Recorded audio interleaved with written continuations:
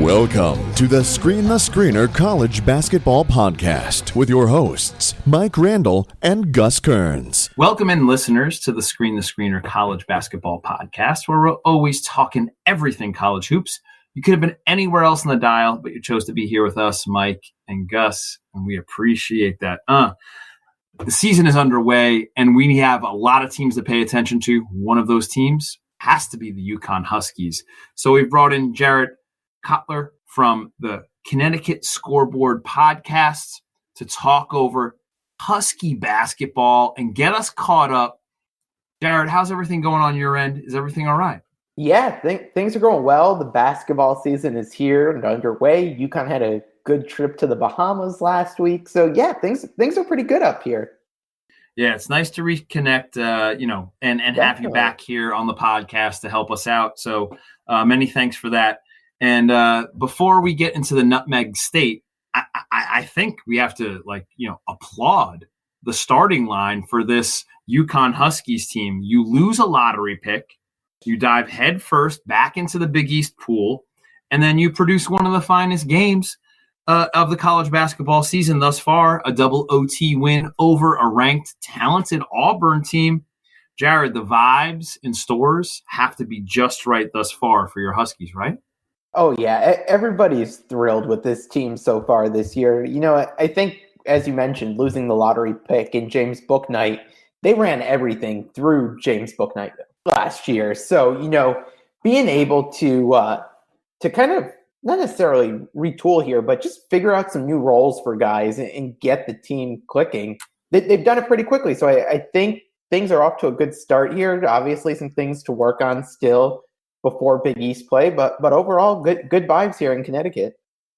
All right, so a quick scout. One of the players that has helped you get off to this great start is Adama Sanogo. He's 6'9", power forward, deluxe. He appears to be one of the best forwards in the Big East. Maybe we can include him in the best forward conversation in the nation, maybe. He's super efficient inside the paint with his twos, and he's just crushing it at the line thus far this year. Almost 90%. He averages over a steal and over 2 blocks a game on the defensive end. The Big East should be aware and a little frightened of this talent, right, Jared? 100%. And not only should they be frightened, but, they kind of woke up a sleeping giant here. UConn fans were upset all offseason that Adama Sanogo was left off any of the Big East preseason teams. Wasn't a first teamer, wasn't a second teamer. He showed what he could do last year as a freshman, and everyone was expecting him to take that jump, but none of the Big East coaches seemed to respect him much, so that woke him up. It's not often anymore in basketball that you see offenses run through the big guys anymore. I feel like that's looking back at those older teams, like when UConn had a Emeka Okafor, those type of guys. That's when you were running the offense through a big guy, but they've kind of gone back in time, and they're running this offense through Adama Sanogo. He's getting a touch every time down the court there. I mean, you mentioned some of his numbers. He's averaging over 15 points a game now, just over 6 rebounds, shooting 55% from the floor. I mean, what else can you say about him? You talked about that game in Atlantis against Auburn, and Auburn's got a pretty big front line as well in Kotler there, and he put up 30 points against him. You see he had that 30-point game against Auburn, another big team in Michigan State, and he puts up 18 and 10. So he's a guy that UConn's really looking forward to seeing what he can do this year and really running things through Sanogo.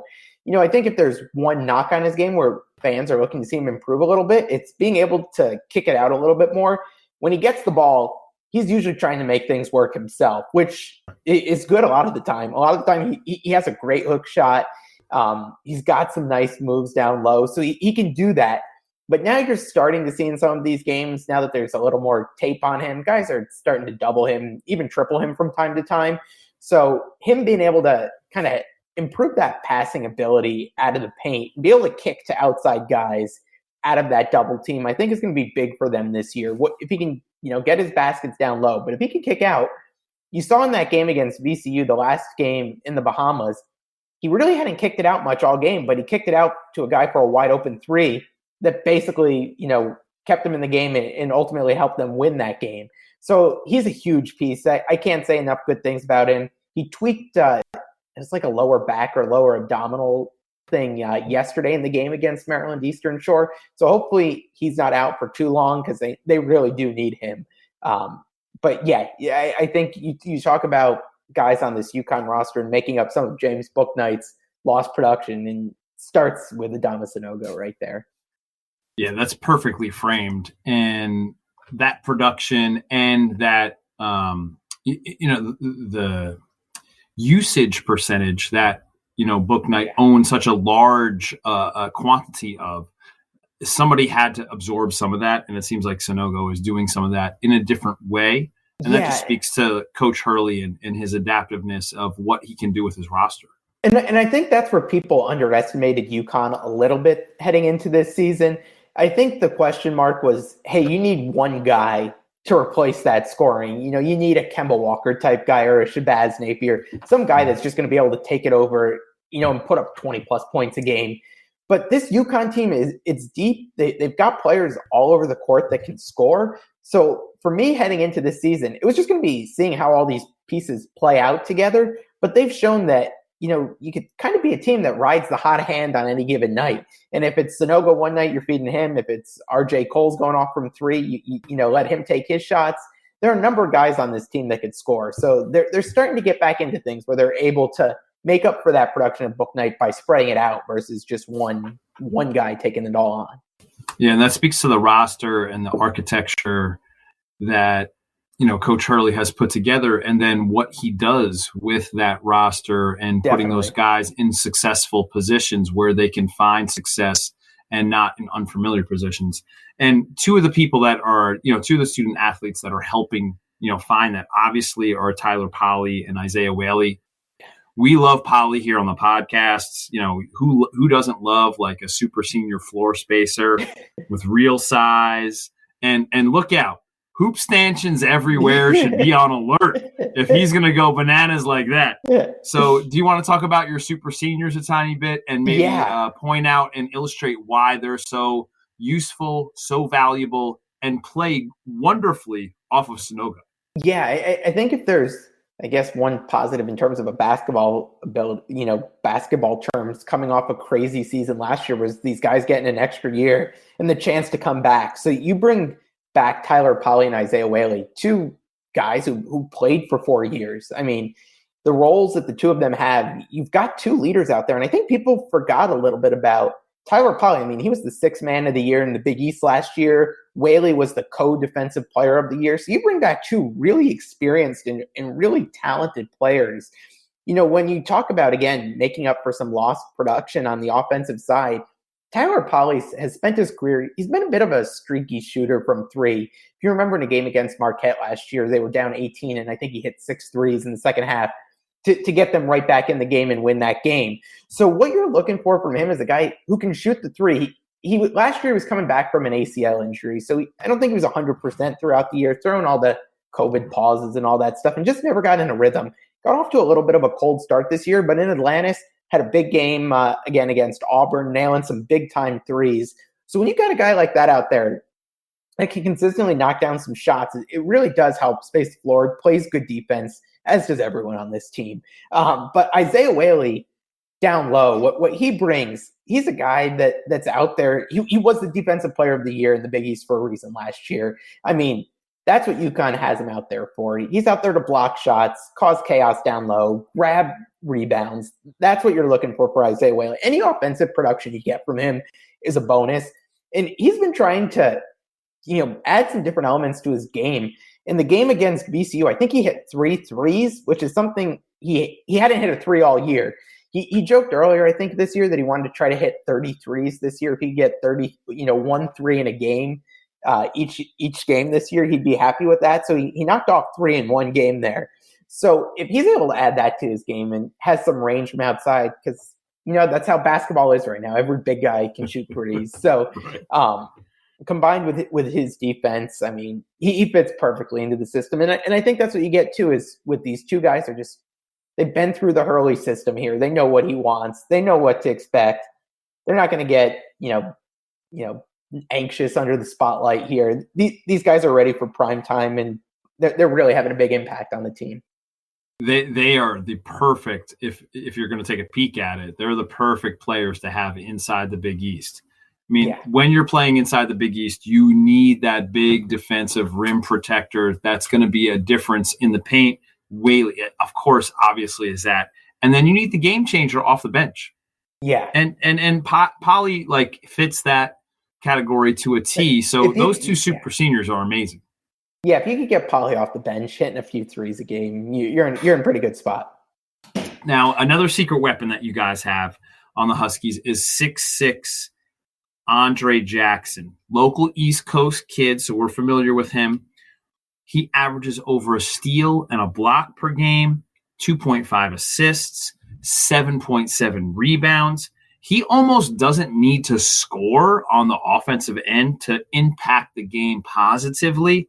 What makes him so unique, and why does he take that backseat role on the offensive end for this particular team? It seems like he's the perfect guy that you would need on a successful deep run in March type of team. Yeah, Andre Jackson is just a freak athlete. I mean, you see some of these rebounds he gets in a game. Like, I don't know how he jumps up that high to get some of the boards that he does. So when you take a look at an athlete like that, he just brings so much to the team outside of the scoring column. You know, the scoring hasn't necessarily been there for him throughout this season, but I think I put it out there last night in their game against Maryland Eastern Shore. It was the under 12 timeout, and he had, I think it was 2 points, 4 boards, and 4 assists in 8 minutes there. So, right. So, you know, if the scoring spread out and they're not relying on him for baskets, I think it plays nicely now when he's in a little bit of an offensive slump, maybe, where he can do the other things that make him a difference maker out on the court there. So it's going to be interesting to see what happens in terms of his offensive game throughout the year. I know last year he didn't have much of a three-point shot. He was injured a lot last year, had broken his wrist, so missed a lot of time. So if he can get a bit more of a shot down there and can become more of a scoring threat, then, I mean, you've got a player that can do a little bit of everything. But for now, if he can grab some boards for you, run up and down the floor, play some good defense, he does a lot for them right now. We really love him as a player. We love the players that are going to fill up the box score, and he does exactly that. He can do on that. So many levels. Yeah, he does that, and is just such a positive student athlete on both sides of the floor. And then I think that brings us to, you know, your backcourt, which we adore. I mean, we have the Howard transfer of RJ Cole. We have another transfer of Tyreese Martin. These guys are legit Big East studs. Yeah. Like that's what it is. And if you're going to, I mean, we mentioned the importance of having the rim protector, but if you're going to operate on a positive front in the Big East, you need to have a solid backcourt. So speak to your solid backcourt. I mean, these guys are tough as nails. RJ Cole is really the leader of this team as the point guard. And this year, he's, you know, without James Bouknight, he's been unleashed a little bit more. It's been a little bit more, put the ball in his hands, let him do what he needs to do and get buckets. I think he's averaging just about 16 points a game this year, shooting over 40% from the floor. You know, so that's what you're looking for from a leader in your point guard there. And you just look at the past couple games, his scoring output had 24 against Auburn, 26 against VCU, 25 last night against Maryland Eastern Shore. So, hey, you'll take it. He's been putting the team on his back a little bit of late too. When they've needed buckets, they've gone to RJ. He's hit threes, and you know, take the offensive side. He's the exact type of player Dan Hurley wants. That's going to give it to you on the defensive side as well. He's drawing probably at least one charge a game, I feel like, if not multiple charges a game. So he's doing all these little things, and he'll pester you when you're coming up the court with the ball. So he's exciting. You mentioned Tyreese Martin there. Tyreese Martin, I think, has a soft spot on me. He might be my favorite player on this UConn team. He's just a bully out there and just a workhorse who's going to do all of the little things. We talked about Andre Jackson being able to stuff the stat sheet. That's what Tyreese Martin does. I mean, he's just the heart and soul of this team. And he banged up his wrist in Atlantis. He actually was in a cast last night for the game. Might be out for another couple of weeks here. But he played through that whole Atlantis tournament with his wrist taped up. You know, now he's in a cast and all. But he played through that whole tournament and played really well too. I mean, these are just for averaging about 12 points a game, 8 boards, and 53% from the field. Like, what else could you ask for from a guy? 13-8 against Auburn, 16-12 against Michigan State. He's a big guy at 6'6", can shoot threes. He's really athletic. As you can't tell, I love Tyreese Martin and what he brings to this team. He's just a tough guy, and I feel like UConn's missed that for the past few years. They've just needed someone to just out tough people, and that's what he'll do. He's not gonna make it easy on you. He's gonna crash the glass really hard, dive for loose balls, do all those little things. So Tyreese Martin, one of my favorite guys out there. Jared, it's okay to have a man crush. It's all right. You can admit it, and we have firmly established that Tyreese Martin is that guy for you. That's I mean, look, we love him as a player as well, so there's no shame in that. And we love what he brings to the floor on both ends of the floor, just like you said. Yeah. And the grit, that's like a real thing with him. 100%. Like they cut, I forget which game it was, but they cut to him. Not only did he have the wrist he hurt taped up, but he cut his other hand and was bleeding, had that hand taped up, had blood dripping over his jersey. It's like, this is a guy you want to go to war with. And you know what? I'm sure UConn fans feel exactly the same way that you do and totally appreciate what he brings to the table each day when he laces the shoes up, puts a uniform on, and says, like, yeah, I'm good to go, coach. Yeah. Let's do this. Exactly. All right, and then just really quickly here, or you can take as long as you want, Jared, on this, but seems like Jordan Hawkins, he might be a keeper, huh? This guy's going to be a stud, and he's just coming on now. He injured himself right before the season started and was out for the first few games, so he's just easing his way back into it. But I've got to tell you, I can't remember the last freshman I've seen come into UConn that's got such a sweet shooting stroke. Like, every time he shoots it, I think it's going in. He's confident. You know, he'll take the ball to the rack. He'll do everything. You know, he's a freshman, so there are going to be some ups and downs throughout the season. I know there was one play in Atlantis where he just lost the ball, kind of out of nowhere, which surprised people. So there are certainly things to work on, but the sky's the limit for Jordan Hawkins, and I know fans have been wanting to get him more and more involved, and you're starting to see that a little bit more, especially now that Tyreese Martin is injured a bit.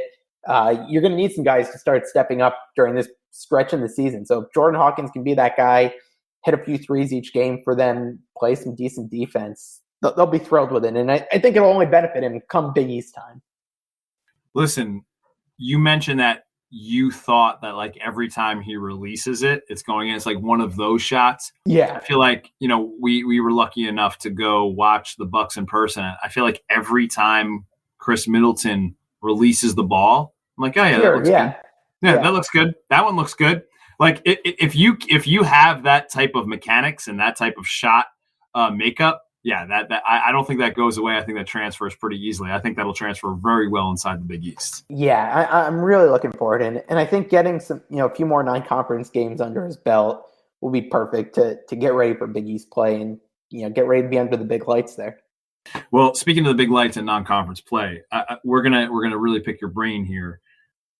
Which game do you think is going to be tougher for the UConn Huskies? Do you think it's going to be against a St. Bonaventure team that brings back 5 starters and legit starters that are going to be impactful not inside the A-10 but also nationally, or against Coach Huggins and West Virginia where they might face a really physical team?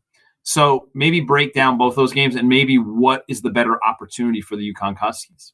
Yeah, they're both going to be really good competitive games, I think. If I had to pick which one scares me a bit more, it's definitely the West Virginia game. One thing that one thing that rattled UConn a bit last week in the Bahamas was having to go up against a press, and we all know what West Virginia is going to do and press them all game, and especially if they're down Tyreese Martin possibly next week. Going up against that press Virginia there is going to be tough, and it's on the road. So West Virginia is a tough place to play, and I know that they're not necessarily as strong as they've been in years past, but that's going to be a really tough game for them, and it's going to be a really good test for UConn too. I think one thing that was good about this tournament in the Bahamas was getting that chance to go up against this press, see that they struggled with it, and now they've got a couple weeks to try to implement some changes and see if they can grow from those games and see if it pays off against West Virginia. It's going to be a tough one, though. And as you said, the Bonnies, 1-5. It's probably one of the best starting five in all of college basketball. They're tough. They're hard-nosed. Luckily, it's a neutral site game, so it should be a little easier than going to West Virginia. But I think at least UConn, from a matchup perspective, they'll go at it, and it's just going to be a rock fight. But West Virginia definitely scares me a little bit more in terms of the press and what they might be able to bring to the table there. Yeah, I think you're totally right with Coach Huggins and the Press Virginia, but I'm also looking forward to the Kyle Lofton and RJ Cole matchup at the point guard position. I think that's going to be fascinating. And then seeing how those guys work out on the wings. And of course, you have Oshuni and, maybe Isaiah Whaley, who's going to block more shots like that. Yeah. That's also an exciting part of that matchup as well, right? That's why I think that game is just a rock fight. It's just going to be punches thrown after punches thrown, and the last one with the ball wins. I think it might be a last possession, one possession game. I'm with you on that. Hey, Jared, you are keyed into Connecticut basketball. You're keyed into the Big East. What are some of the other things that maybe have caught your eye inside the Big East during during the MTE like kind of time period? Yeah. Where else did you pay attention to? What else that caught your eye? Like what were you intrigued by inside the Big East, even though, they were all over the place? One team that really impressed me, and I wasn't sure what to expect from them, was Marquette. And, Shaka Smart's a great coach. And, it takes a little bit of time to implement what he wants to do, but it seems like they've been able to flip the switch pretty quickly and have knocked off some good teams in the non-conference here. So they're going to be a team I'm going to be looking for. Seton Hall, I was interested in heading into the season, and they've impressed me in the early on here. They've beaten some good teams and shown the depth of their roster and what they can do there. Those were two of the surprise teams for me. I was expecting a little bit more out of Butler this year, but they've disappointed me a little bit in the non-conference year. But again, I was a little bullish on them compared to others. So those are kind of my three big ones, but through and through, the Big East is just going to be a gauntlet, with the exception of maybe Georgetown. But we saw what they could do at the end last year, so you never know with them. But, top to bottom, this league is solid. Even DePaul's gotten off to a great start. And I know they haven't necessarily played the toughest competition, but, hey, undefeated to undefeated. The last undefeated team in the Big East is DePaul. I don't think you say that most years. I don't think you would say that any year they've been in the Big East, right? They are playing well. And listen, you got to beat the teams that you should beat. And that's exactly what they've done thus far. And that's what the Big East as a whole has done too this year. Like, they've gone out there and played some tough teams, and they've pulled off some upsets in some spots they necessarily might not have been favored in. They've gone out there and pretty much beaten the teams they're supposed to beat for the most part. And I think have shown that, hey, the Big East is back. Like, not that they've been away for a bit, but this is one of your more prototypical Big East years. Agreed. And I think you mentioned that, like, it's going to be easy except for Georgetown. Yeah, except Georgetown just ran through Madison Square Garden last season and got the auto bid. So if that's the team, that's the easy one. Yeah, I think the Big East is back where it needs to be. Yeah. All right. So, Jared, good breakdown on the Big East. Very nice. All right. Now, let's change gears just a smidge here. And here on the podcast, we like to pay attention to both sides of the ball. So we have to ask you about the Yukon Women. Oh, yeah. For those listeners who might have wondered about, who is this, kind Frosh Paige Buckers that was, friends with Jalen Suggs. That might have been her role for some people that are college basketball fans. Just how special of a player is she for this UConn team and nationally? And then I think the next part of that question is the name, image, and likeness rule change has really impacted, and I think she might be one of the beneficiaries of that. So do you want to talk about just her game, what kind of special player she is, but then also talk about how NIL is really impacting the college game in a big way, especially with her? Sure, yeah. Paige is one of the most impressive players I think I've ever seen. And we've seen a lot of really good players come through the UConn women's program. Absolutely. she does everything. Like you talk about someone who could put a team on her back completely from all levels of the game. She could score, she'll get rebounds, she can pass it. Sometimes she's almost too passive in terms of wanting to get her teammates going. Like you just want to look and see someone who can play the game at a high level, like all facets of the game. Turn on any Yukon women's game and just watch Paige for a little bit. I definitely recommend it. You won't be disappointed. I think even in her bad games, and putting those in air quotes there, like they're great games by any other standpoint there.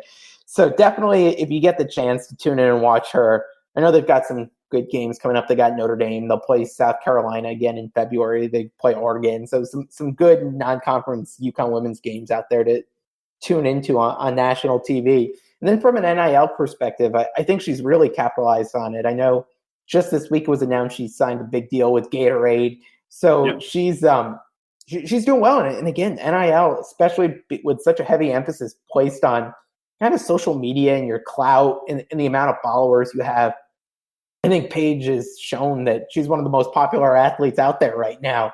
Whether it was last year, I think she got the SB award. She was out there.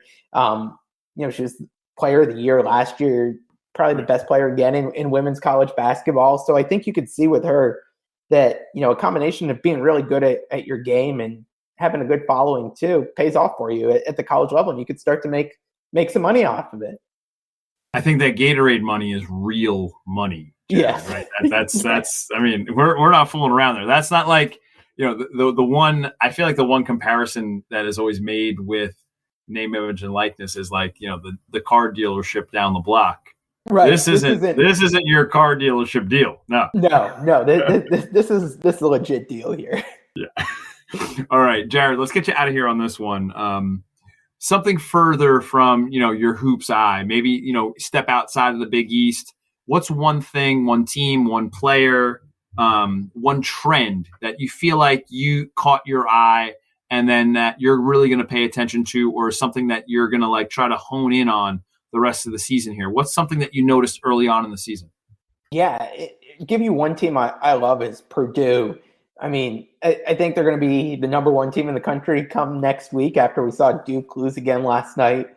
And I'm just going to be curious to see what they do come Big Ten play. Are they going to be able to dominate like they've dominated some of these teams in the non-conference? They beat up on Florida State. We saw them play Villanova tough and pull away in the end of that game. So I'm really curious to see what they do this year. I know everyone jokes around to come Purdue in March time, not necessarily having the best of luck in the tournament. So I'm going to be curious if this is the team that could kind of change that luck a little bit. I like Matt Painter. I've always liked him as a head coach, and they've just got a really impressive team there. It's just all big guys that can do a little bit of everything. So I'm excited for them. And then I think we've already seen 3 or 4 teams ranked number 1 in the country this year, and we haven't even hit Christmas time yet. So, I'm going to be curious if Purdue can, put a hold on that number 1 spot, or come Big Ten play, they have some trouble with some teams and it starts rotating around again. I always think it's fun to just monitor the top and see how things go. That's why we love this sport, because it provides those opportunities for teams anywhere to, whether it's occupy that number 1 spot or to go ahead and try to lock down a ranking, somewhere inside the top 25 and then see how that works. Just to follow up on your Purdue point, I think this Purdue team is a typical Big Ten team. Obviously they're going to play with the 2 bigs and they're going to rotate them in with Edey and Williams. Yeah. But I think the difference maker has to be Ivy. He seems so athletic. His stop and start change of gears is absolutely elite. And to be honest, from watching him this season to last season, I feel like this season I'm watching shades, not exactly, but shades of John Morant. Yeah, he's just a really impressive player. Yeah. And you throw him in with the rest of the team there, and you've just got the makings of a team that's going to be a really tough out all year long. Totally agree. So excited that we have Purdue atop the rankings, and then we have some madness, like, with Gonzaga and Duke playing each other, and then, both of those teams taking a loss early on. the season's just going to provide more of that this season. I hope it continues. Yeah, it's going to be a great year. I think every year we're like, it's going to get better and better, and it does. I'm really excited for the rest of this season. So are we. And thank you for helping us get excited and helping the listeners get amped up for it. Please go ahead and give Jared a follow over on Twitter at Jared Kotler. That's capital J and capital K. And don't forget to give his podcast a follow over at CT Scoreboard Pod on Twitter. But then also, don't forget to go ahead and check him out over on YouTube. He's got a YouTube channel that he's going to catch you up on all things Connecticut sports, especially college basketball, which is going to be Connecticut Scoreboard Podcast. So go check that out on YouTube. Smash that subscribe button and the like button over there. Jared, thank you so much for a few minutes. It's nice to reconnect, and thanks for catching up on everything UConn, men's and women's. Absolutely. Thanks so much for having me back on. I had a blast last time and again this time. Always fun to talk some UConn hoops. No doubt. All right, Jared, enjoy the rest of the season. Hopefully we'll catch up a little bit later. And, we'll thank you so much for being generous with your time. We appreciate it, man. Absolutely. Thanks so much for having me. Cheers, cilantro. Grazie, everybody. Arigato.